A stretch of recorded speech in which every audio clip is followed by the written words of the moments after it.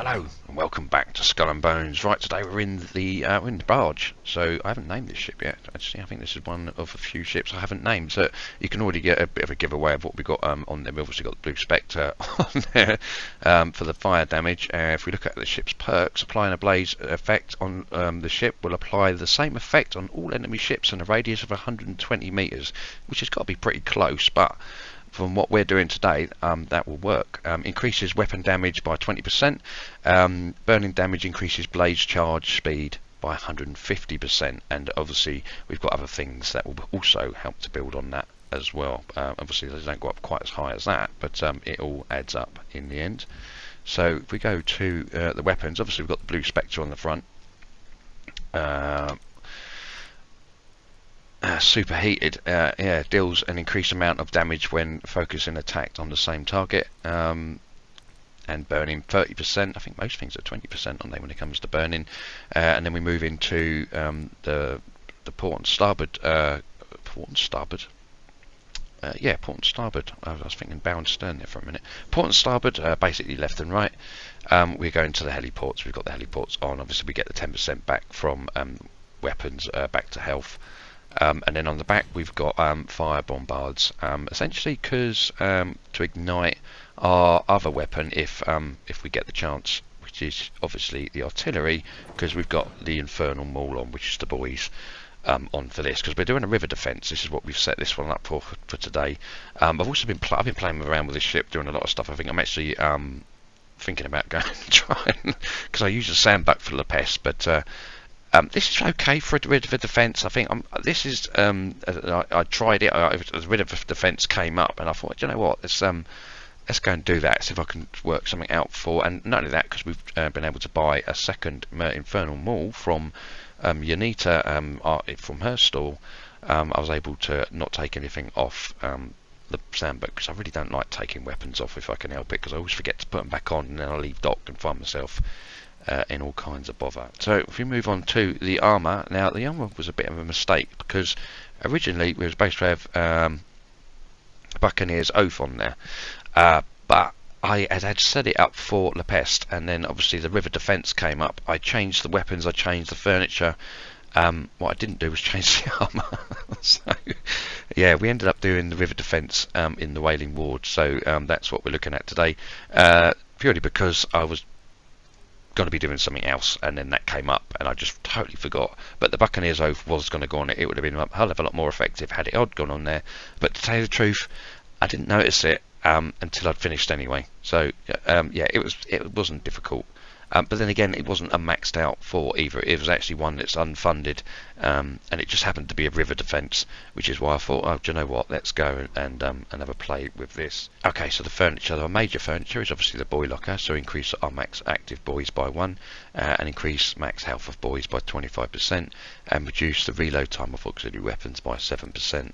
And then we've got reduced crew stamina depletion from attacks by 20%, increased stamina recovery by 8% while in combat, and then increased max stamina by 5%. And that will also stack with the increased max stamina by 5% we've got off this piece of furniture. Increased max stamina recovery also by 13%, so these two kind of work together, and then increase the Tron sail charge by 3%, as in top of the 150 we got from the ship perk.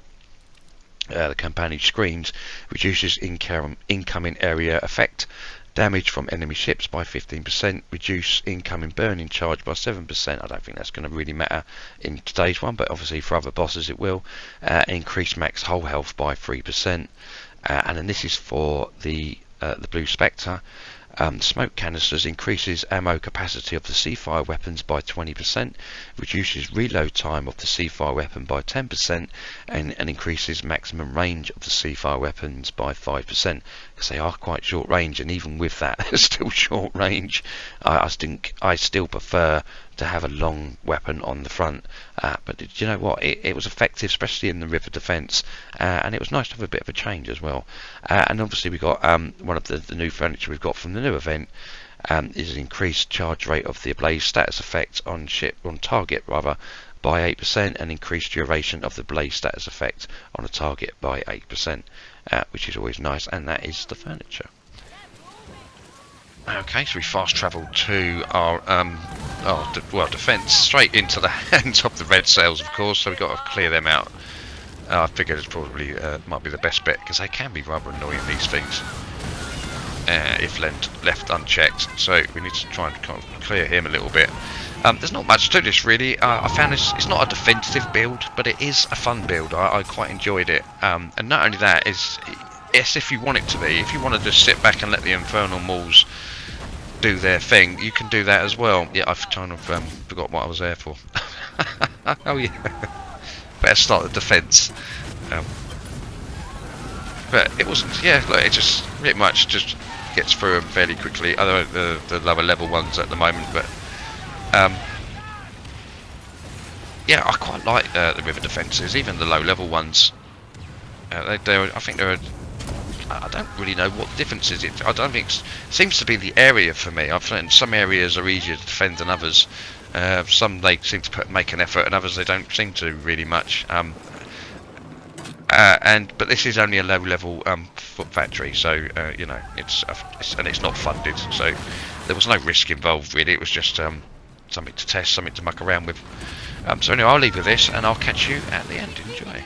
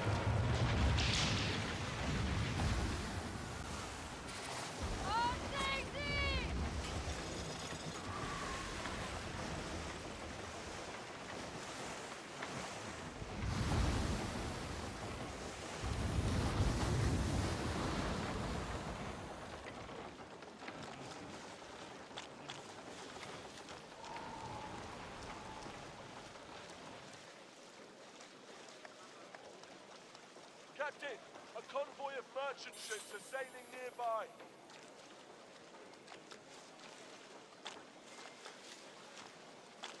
Captain, there's an elite warship in these waters. If we're fighting it, we will need help.